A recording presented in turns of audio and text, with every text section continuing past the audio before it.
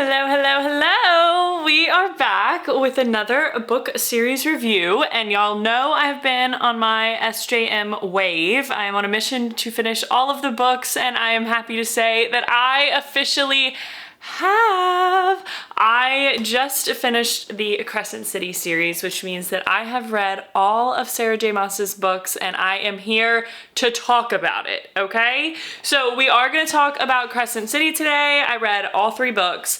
Gonna go ahead and let you know that there are minor character spoilers in this video, but no major plot spoilers. So just heads up there, it's nothing crazy. I'm not going to spoil anything about what goes on in the books or anything like that, but I do talk about some of the characters and some of the relationships, just like who's with who, and that's like minor spoils. So just heads up there. Don't watch if you don't want those spoilers, but I hope that you stick around. Okay, so if you have not watched my other SJM videos, I have reviewed Throne of Glass, I've reviewed ACOTAR, I've compared Throne of Glass and ACOTAR, and today we are talking all things Crescent City. After this video, I am also going to be posting a full SJM universe comparison video where I talk about all 3 series together, what my thoughts were, what my favorites were, my least favorite characters, all of that fun stuff. So be sure to hit that subscribe button so that you don't miss any more of my book reviews, and we are gonna jump right in. Okay, so Crescent City is currently a 3-book series. If you have read Throne of Glass or ACOTAR by SJM, then you're gonna quickly realize how different Crescent City is. This series is so different from the other 2. Most notably, this is a modern fantasy, so it deals with a lot of the same, like, magical creatures. Like, we still have fae in this book, they still have the same types of magic and things like that, but it's set almost in modern times. So they have like technology, they have electricity, they have everything that like our modern world would have, and they also talk exactly like we do in modern times. And immediately when I started reading this series, I was like, okay, this is really different.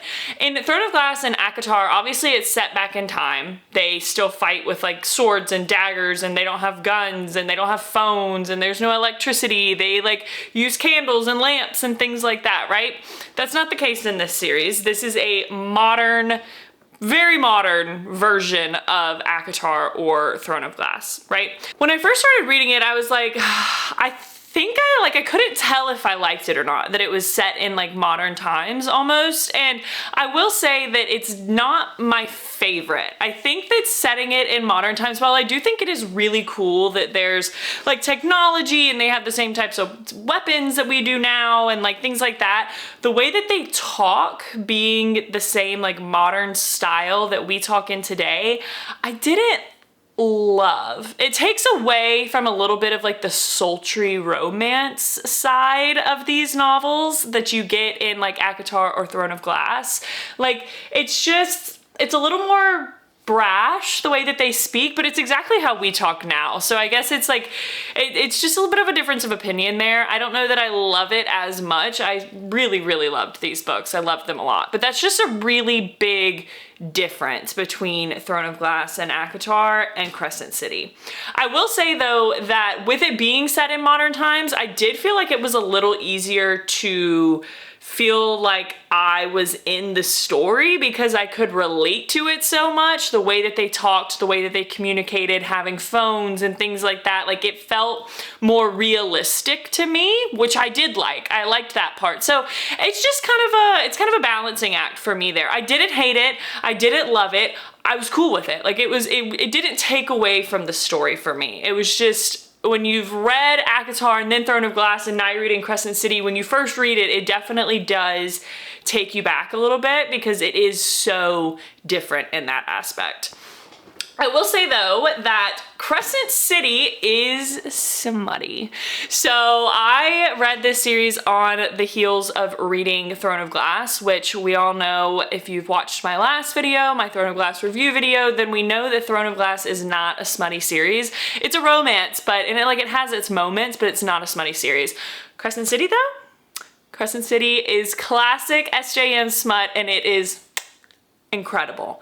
I really love the characters in Crescent City. Again, we get another really strong female lead, a lot like Aileen in Throne of Glass. We have Bryce in Crescent City, and she is a badass female lead. I really, really love her. She's extremely witty. She's got a great sense of humor. She's very brash. Like, she's just, I really, really, really love Bryce. And duh, we know that Sarah J. Maas is not gonna let us down in the men department, and y'all, she delivers in this series. I absolutely love Hunt. Our male lead in this series is everything.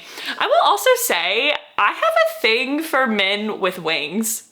I don't know what it is. The minute that I hear that a character has wings, I'm like, that's a yes for me. That's a yes for me. I don't know why. I think it's so hot. I guess I just like imagine this really strong, big, like dominant man with like these massive wings on the back. And I'm just like, I'm into it. I loved Reese and Azrael and Cassian's wings and Akatar. I love Hunt's wings and Crescent City. It's a favorite of mine. So when we're talking about all three of these books, all right, so we start with House of Earth and Blood, then we go to House of Sky and Breath, and we end with House of Flame of Shadow. So the first two books for me were phenomenal. Y'all, I read these books so fast. Book 1 and book 2, I think it took me like 5 days to read both of them, and y'all, none of these books are small. These books are all fat. I think they're all within like the 800 to 900 page range. So if that tells you anything, that means that I absolutely loved them. Book 1 and 2 were phenomenal. Book 3 for me, I loved it, but it took me a minute. It took me a minute to get through it, and I will say it took me a minute because just so much happens in that book, and there's a lot of history that's dived into in book 3, and it was almost a little tough to follow. They talk about so much in book 3, and so much happens. I mean, I think book 3 takes place over the course of like a couple weeks, maybe, and so much happens, and they just dive into so much that's happened in the past, and so many things like start connecting between the whole SJM universe connect in book 3 of Crescent City, and it's just a lot. It's a lot to take in. It's a lot to follow. There's a lot of characters. There's a lot of names. There's a lot of connections. It was just a lot. And so book 1 and book 2 were very fun reads. They were very flirty reads. They were very sexually frustrated. Like it was action. Like they're very good, fun, easier reads. Book 3 is a little bit of a tougher read. Again, I still really, really liked it, but is definitely a bit of a tougher read. Book 2, House of Sky and Breath, is by far my favorite book in the series. Y'all, the way this book ends, y'all, when I tell you I screamed, when I tell you I literally yelped out loud at the ending of this book. I'm not gonna say why, but if you know, you know. I refuse to spoil it because it was one of my favorite parts of this entire series, was when the ending of this book happened, and I was just like, oh, I didn't expect it. I didn't see it coming. I didn't have this series spoiled for me at all. I had absolutely no idea of what happens at the end of this book and what happens in the third book, Flame and Shadow. I didn't know that any of that occurred, and I'm so happy that I didn't, because it would have just kind of spoiled the like excitement of it, okay? So I didn't have that spoiled for me. I don't want to spoil it for you. Pay attention to the chapters below, because I'm about to mention what happens at the end of book 2 and the beginning of book 3, and if you don't want it spoiled for you, skip over this next section. It says spoiler alert in the chapters, okay? So at the end of book 2, when Reese comes into the picture, I screamed. I was like, what? I had no idea that there was crossover in this series. I knew that it happened eventually, but I didn't know that it happened to the degree that it does in Crescent City. And y'all, it was phenomenal. I mean, the amount of crossover that happens in book 3, House of Flame and Shadow, I was a little disappointed that there wasn't more Feyre and Rhys in the crossover and that it was so Nesta heavy. Again, I just think it's because I don't like totally love Nesta. She's not my favorite character in the world, but I understand why she was so heavily a part of the crossover with the Dead Trove and all of that. But I just loved it. It has me so excited for what is to come in ACOTAR 6 because I want to see how she's going to pull this all together. I want to see if we're going to get Crescent City in ACOTAR, if we're going to get like, is ACOTAR 6 gonna pick up like while Flame and Shadow's happening, or are they gonna come back into the mix? I'm like really excited to see what she does with that. So I don't know, but I absolutely loved the crossover, and there's such a big part of me that wants her to bring all 3 of the series together at some point. I don't know exactly how she's gonna do it or if she's gonna do it, but I would love for her to do that. Okay, so spoilers over. We're not going to talk about that anymore.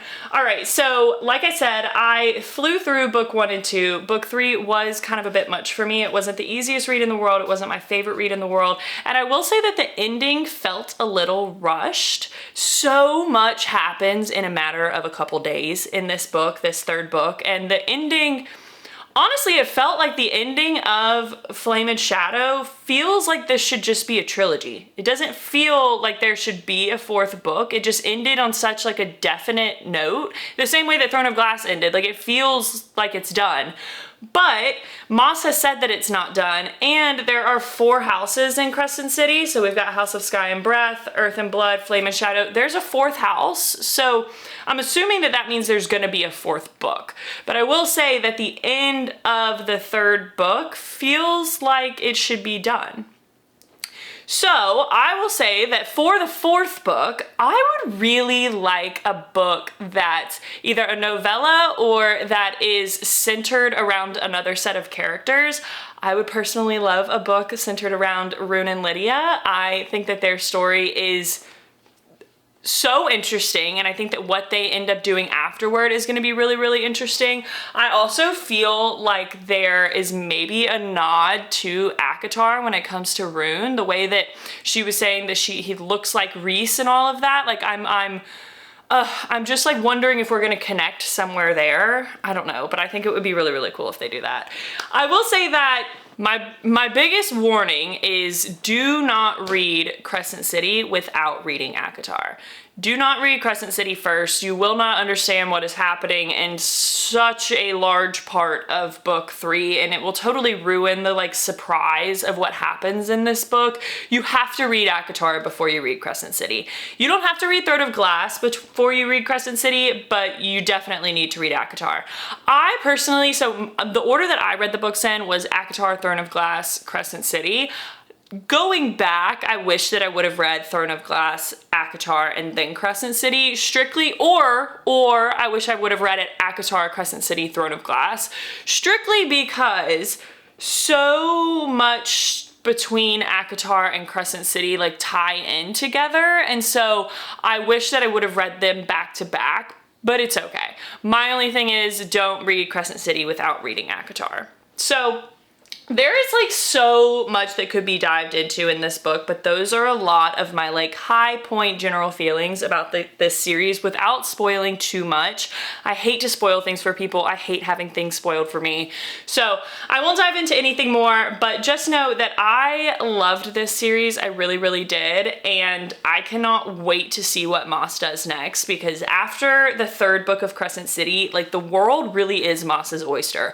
I have no idea what direction she's gonna go with this entire universe that she's created. She has set it up to be able to do so many different things with all 3 series, and I'm just super excited to see what direction she ends up going with it.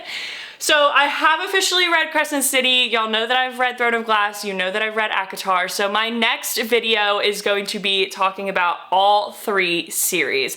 I am going to do an entire SJM universe recap video where I talk about all 3 series, my favorite things about the series, my least favorite things about my series, my favorite books, my favorite characters, all of that fun stuff. So again, please be sure to hit that subscribe button so you don't miss out on my next video, and I will see y'all back next time.